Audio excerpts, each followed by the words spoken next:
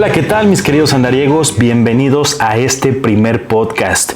Llevo casi cerca de 7 años haciendo videos por todo México, más de 400 videos grabados en cada estado y hoy va a ser mi primer podcast.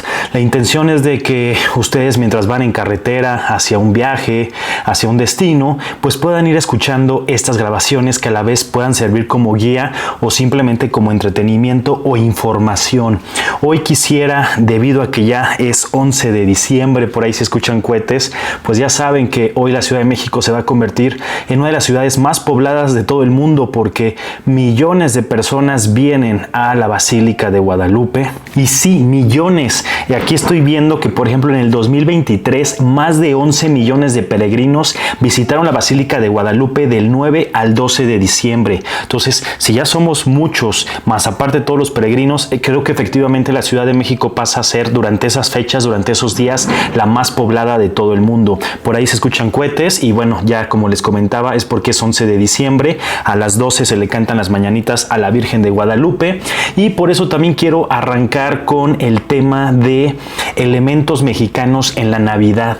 Algo que me gusta de mi país, de México, es que su cultura es tan grande, creo que somos una potencia de las principales de todo el mundo con mucha cultura. En cuanto a cultura, somos uno de los más grandes y esto justamente va permeando también en la Navidad. Entonces, bueno, en este primer podcast quiero hablar de los elementos mexicanos en la Navidad.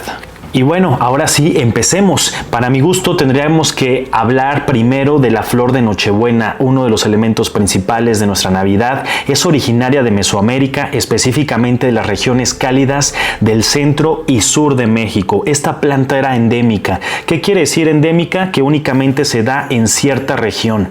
Y de aquí los españoles la llevan a todo el mundo. A la flor de Nochebuena los mexicas la llamaban Cuetlazóchitl, que significa flor que se marchita o flor de cuero en náhuatl, por la textura de sus hojas. Y sí, mucho tiene que ver. Si ustedes han comprado o tienen una flor de Nochebuena en su casa, pues bien saben que únicamente se da en esta época y luego pues su planta va perdiendo esas hojas rojas que se caracterizan, pero si la siembran, si la cuidan, si la riegan todo el año, otra vez llega diciembre, por ahí de noviembre tal vez, finales de noviembre, y empiezan otra vez a florear de rojo.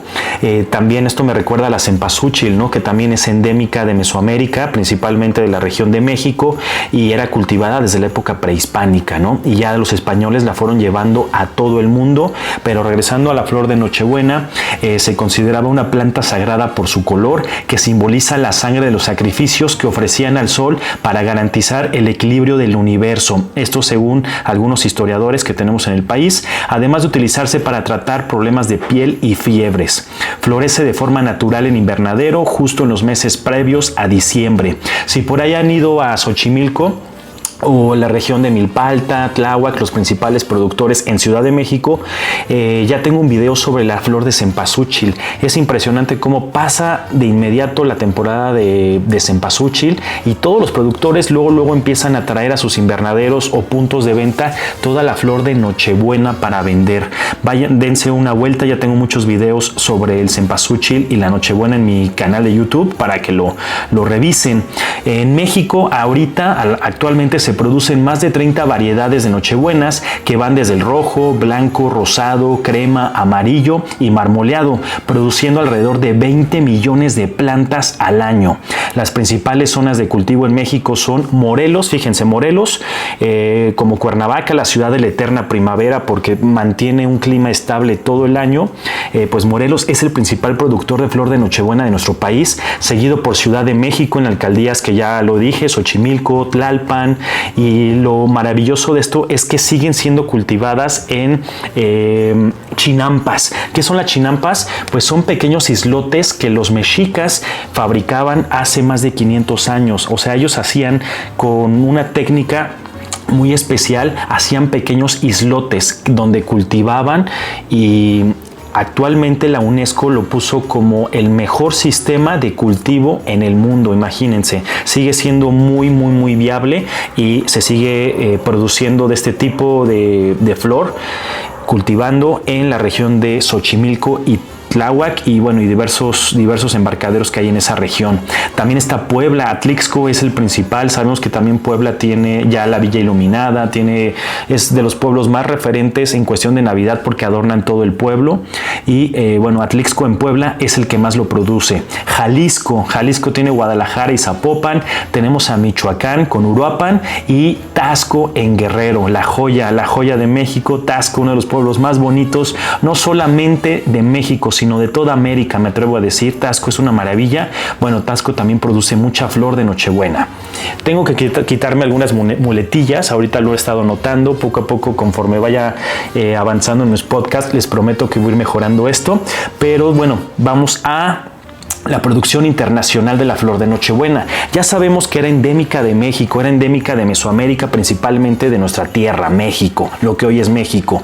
Pero ya una vez que los españoles la llevaron por todo el mundo, actualmente Estados Unidos la produce la cultiva en California, en Florida y en Texas. En Europa se produce, otra vez lo mismo, se cultiva en España, en Italia, en Países Bajos. Sabemos que Países Bajos es uno de los mayores cultivadores de plantas como el tulipán, cultivan la flor de Nochebuena.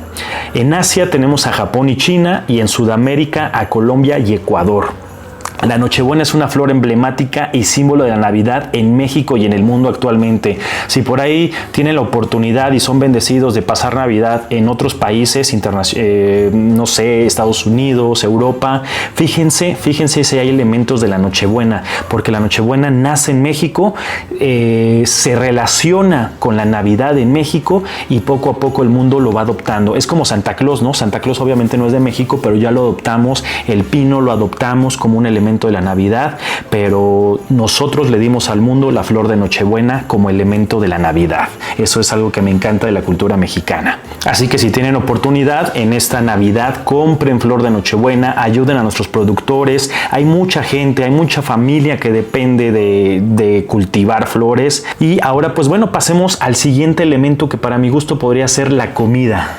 Oigan, por cierto, ya tengo un video sobre la historia de las posadas, cómo fue que se crearon las posadas en México.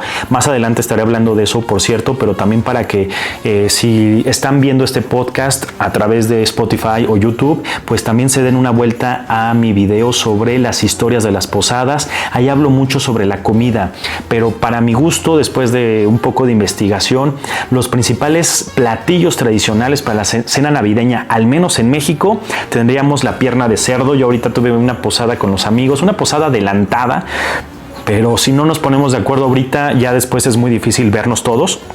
Entonces la adelantamos los primeros días de diciembre, cosa que no se debe hacer, pero vuelvo al tema.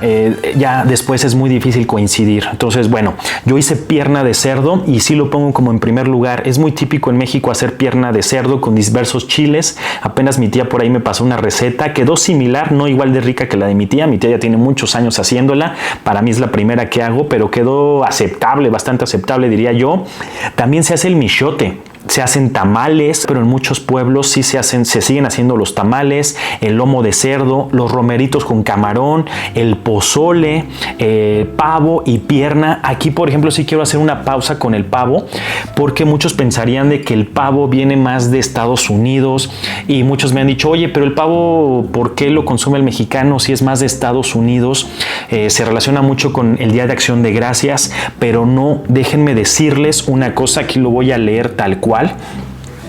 Pero primero quiero decir la diferencia entre pavo y guajolote, que es principalmente geográfica, ya que ambos nombres se refieren a la misma especie de ave. Guajolote es el nombre que se le da a esta ave en México y gran parte de Centroamérica. La palabra guajolote proviene del náhuatl huacholotl, que significa monstruo grande. En la época prehispánica, los pueblos indígenas como los aztecas o mexicas domesticaron al guajolote y lo preparaban para festines. Ahora, chéquense lo que es el pavo. El pavo es el nombre que se le da a esta ave en la península ibérica y en otros países. Los conquistadores españoles llevaron el guajolote a Europa, donde lo llamaron pavo por su similitud con el pavo real. Aquí hay que entender algo. El guajolote también era un ave endémica de lo que hoy es México.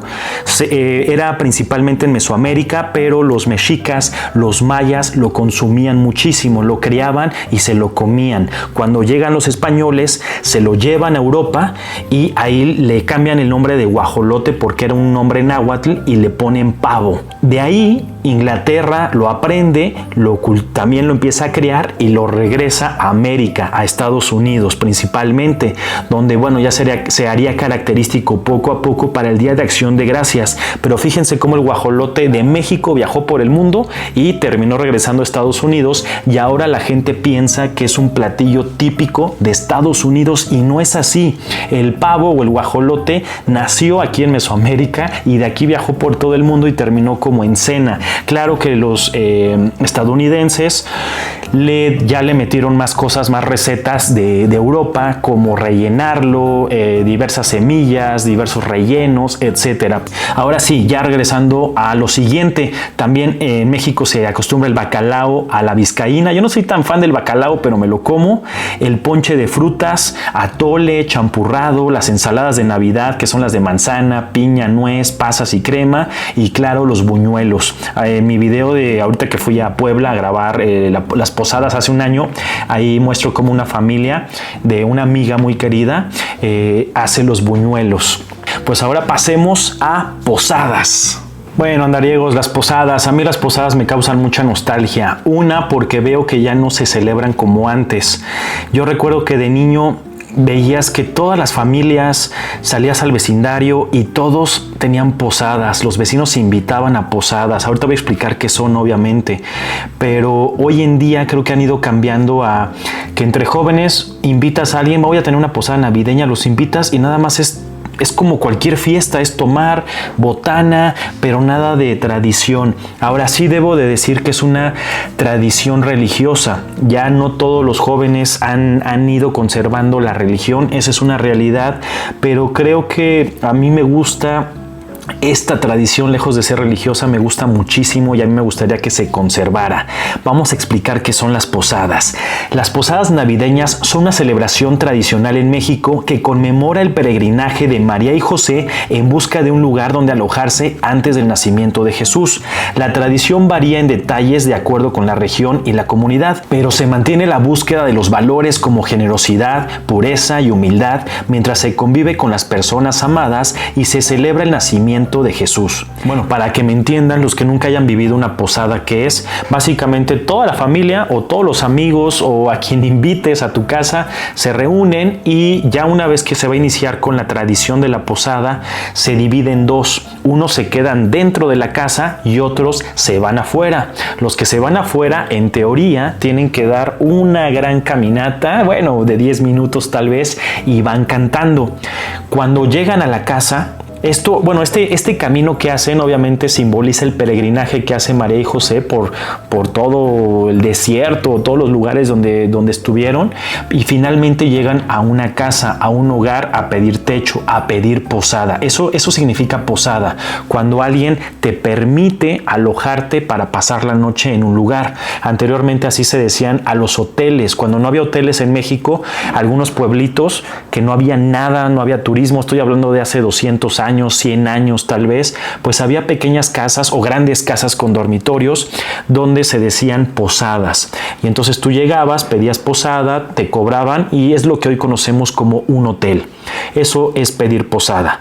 Y bueno, en cuanto a la religión, pues bueno, es cuando María y José van y finalmente llegan a un lugar y por favor piden posada, suplican que les den posada y ahí se hacen una serie de cantos que más o menos es os pido posada. Bueno, no canto nada bien, no, mejor no seguir, pero ahí si le quieren investigar más, todos los cantos son muchísimos, sí, son muy largos, más de 10 minutos yo creo. Pero finalmente se le va convenciendo al dueño de la casa que te deje ingresar y tú eres José y eres María y van a ser el niño Dios, ¿no? Y por eso estás pidiendo posada para que el niño Dios pueda nacer bajo techo. Básicamente esos son el proceso de una posada religiosa en México. Y bueno, en el México prehispánico se celebraba el nacimiento del dios Huitzilopochtli, poniendo banderas en los árboles frutales, y curiosamente coinciden fechas con la celebración de la Navidad, por lo que los españoles sustituyeron las imágenes de los dioses con las de José, María y Jesús para facilitar la evangelización. Aquí, andariego, si me meto en temas religiosos no soy muy bueno, sé que puedo cometer errores, por eso no quiero profundizar tanto. Le estoy dando como una repasada por arribita de para mí lo que viví en mi niñez en cuanto a las posadas. Obviamente, si ya somos muy religiosos, la celebración es más seria, la celebración es más formal, pero bueno, yo lo viví de una manera más superficial, más tradicional, y así se los estoy contando, ¿no? Perdón si me equivoco en algo, pero bueno, es lo que he estado investigando y sobre todo recordando de cuando era niño. Aquí hay letanías, que las letanías son los cantos que relatan el peregrinar María y José de Nazaret a Belén. Obviamente están las velas, que estas significan que es alumbrar el camino de los peregrinos. Las luces de bengala representan las estrellas en el camino. La piñata suele tener forma de estrella con 7 picos que representaron los 7 pecados capitales, y romperla significa el triunfo del bien sobre el mal. Es importante vendar los ojos porque representa que la fe ciega, y los dulces o la fruta en su interior significan las cosas buenas y la gracia de Dios. Cantar dale, dale, dale, no pierdas el tino, simboliza la guía del camino para vencer al pecado. Esos son los ánimos que nos dan para poder vencer el mal. Están los aguinaldos, que esto es una referencia histórica a cuando los españoles evangelizaron a los indígenas. Realizaban misas de aguinaldos en las que se leían pasajes bíblicos sobre el nacimiento de Jesús, y al terminar se entregaba un regalo. Podía ser un poco de fruta o comida, conocido como aguinaldo. El día de hoy se regalan dulces tradicionales o comerciales. Ha ido evolucionando, ha ido modificándose. Ahora es más fácil conseguir dulces que nos echan a perder a fruta, ¿no? Y a lo mejor también por ahí los niños pues están más contentos de recibir dulces que fruta, pero anteriormente se daba mucha fruta. Está el ponche de frutas, también en las posadas no pueden faltar, que esta bebida surgió a partir del mestizaje entre la cultura indígena y la española, en la que se mezclaron frutas tropicales con las del viejo continente.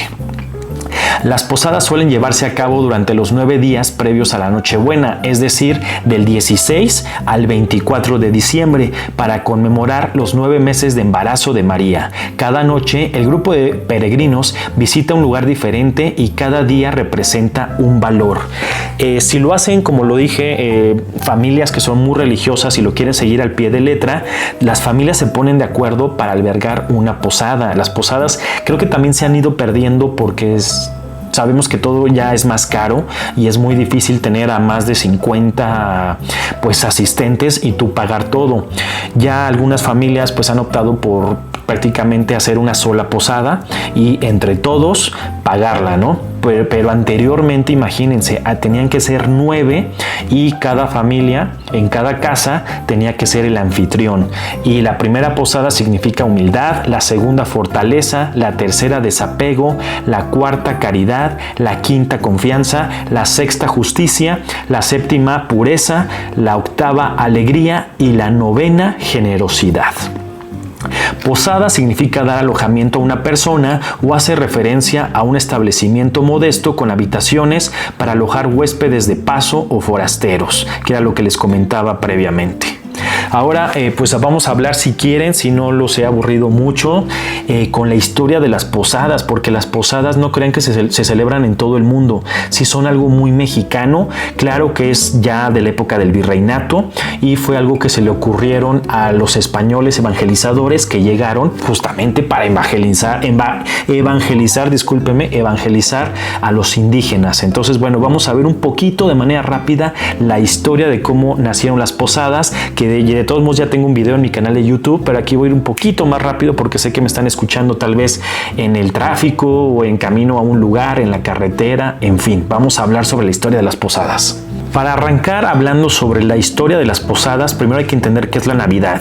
La Navidad es una festividad religiosa totalmente internacional, tal vez de las más celebradas en todo el mundo, y pues ya sabemos que aquí se conmemora el nacimiento de Jesucristo. A nuestro país llegó durante la evangelización en el siglo XVI por parte de los españoles y la construcción de los primeros templos y conventos como el de Acolman. Acolman queda en el Estado de México, muy cercano a las pirámides de Teotihuacán. Dense una vuelta. Es uno de los exconventos tipo fortaleza o castillo.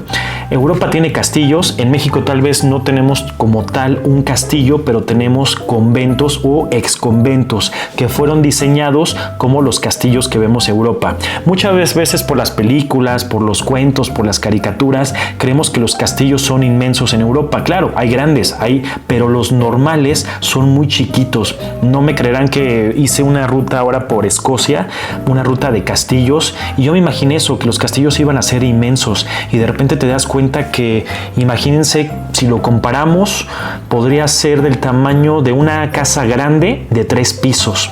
Así de chiquitos llegan a ser muchos castillos. Y aquí en México podemos encontrar conventos o exconventos del tamaño pues gigantescos, muy muy grandes, equivalentes a los castillos más grandes que hay en Europa. Entonces realmente cuando vayamos a uno de estos conventos por México, imaginémonos que estamos viendo un castillo, porque así fueron edificados. Los conventos en México fueron edificados para resistir ataques, para resistir cañonazos, balas y sobre todo ataques de los indígenas. Por eso fueron diseñados de esa manera, para protegerlos, y la prueba es que han sobrevivido a más de 400 años de historia esos conventos. Ahí siguen de pie muchos, se han ido dañando por terremotos, como el último que tuvimos en el 17, que afectó gran parte de los conventos que hay en el centro del país, pero bueno, siguen ahí de pie, casi todos son museos, los pueden visitar, y el de Acolman es una verdadera joya. Según el INAH, que es el Instituto Nacional de Antropología e Historia, su construcción inició en 1539 por la Orden de San Agustín y es una de las mejores construcciones de estilo plateresco de América, no solamente de México, sino de toda América. Sabemos que México es el país con más sitios declarados Patrimonio de la Humanidad de toda América. Somos el sexto a nivel global, pero somos el número 1 de toda América, por esta fusión de culturas, fusión de dos mundos. Y bueno, en 1587 llegan los frailes agustinos y se encargaron por primera vez de fabricar una piñata que decoraron con colores llamativos y 7 picos que utilizaron para las primeras posadas que se realizaron en nuestro territorio. La piñata me parece que surge en China y obviamente de ahí va viajando por todo el mundo, llega a España, lo traen a nuestro país, al virreinato de la Nueva España, y aquí en Acolman los frailes agustinos empiezan a adaptarla con colores y formas, pero el chiste es que tenga 7 picos porque representa los 7 pecados capitales. Y a la vez, Fray Diego de Soria, a él se le atribuye la invención de las posadas. De hecho, ustedes si llegan a Acolman, ahí van a poder ver un monumento a este fray, Fray Diego de Soria, y él sale con los ojos vendados rompiendo una piñata. Entonces, bueno, a ellos se les atribuye las primeras piñatas en nuestro país y la invención de las posadas, que pues eso es lo que busca, evangelizar, ser una herramienta de evangelizar, y con el tiempo se quedó, debido a que México, como lo hemos ido platicando, tiene muchos elementos de la Navidad, como la flor de Nochebuena, la comida, y bueno, así es como Fray Diego de Soria inventa las posadas a través de letanías y pasajes bíblicos. Y entonces, bueno, recapitulando, ¿qué elementos mexicanos han ido permeando en la Navidad?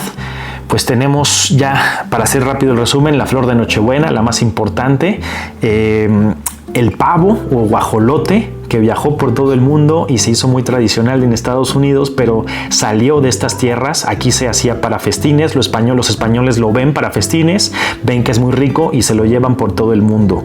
También tenemos las piñatas tradicionales mexicanas, que si bien nacieron en China para otros propósitos, en México nacieron como una manera pues de celebrar la Navidad para posadas. No se utilizaban las piñatas en la Navidad y México crea eso, ¿no? A través de las posadas. Tal vez México no existía como tal, como país. México nace en 1821, pero sí durante el virreinato de la Nueva España, ahora México, pues ahí nace la posada y las piñatas.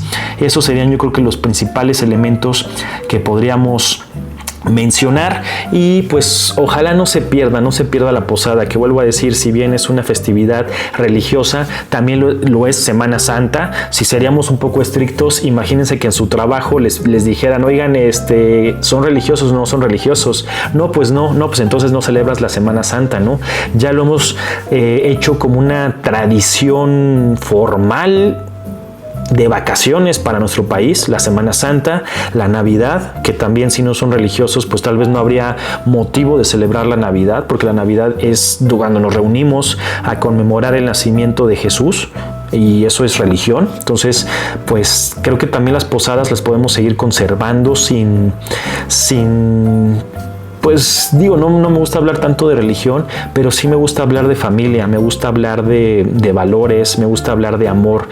Y para mí una posada es reunirte con la familia, reunirte con los amigos, perdonar o reír o cantar o celebrar, dar mucho amor. Yo la verdad estoy ahorita, yo creo que para todos es de nuestros meses más maravillosos, porque es cuando celebramos el amor sobre encima de todo. ¿Qué es la religión? Pues yo creo que también es eso, ¿no? La religión es, a fin de cuentas, amor. No me considero una persona tan religiosa. Entonces, ojalá no se pierdan, celebren. Hay mucho de nuestra historia en las posadas, en la Navidad y en todo. Pues bueno, amigos, les deseo una muy feliz Navidad. Y si todavía no es Navidad cuando están viendo este podcast, pues ahí hasta el próximo año o en la siguiente Navidad. Un abrazo a todos y también un feliz año. Para mí este es el 2024. También les deseo un feliz año nuevo 2025. Gracias por escuchar este primer podcast. Escríbanme en comentarios si les gustó. Voy a ir mejorando. Ustedes saben que siempre lo primero, echando a perder se aprende. Este fue mi primer podcast. Cometí por ahí tal vez muchos errores, muchas muletillas, errores históricos, porque la verdad es que traté de aprenderme mi guión, pero de repente se olvida o te pones nervioso, como me pasa a veces, porque este es el primer podcast. Normalmente cuando grabo mis videos puedo cortar, puedo volver a hacerlo y lo puedo hacer, repetir. Aquí he tratado de no cortar, de hacerlo más rápido y no alargar tanto el podcast. Y sobre todo también para que a mí sea muy cómodo únicamente hablar a cámara de manera rápida. Y se acabó. Pues bueno, amigos, no me sigo más. Gracias por escucharme. Si han llegado al final, les mando un fuerte abrazo. Que sus viajes se hagan realidad y muy feliz año. Que tengan bendición, salud, amor, dinero, éxito en todos sus proyectos y sobre todo que viajen y viajen mucho por México. Nos vemos, amigos. Gracias por escuchar este primer podcast. Hasta luego.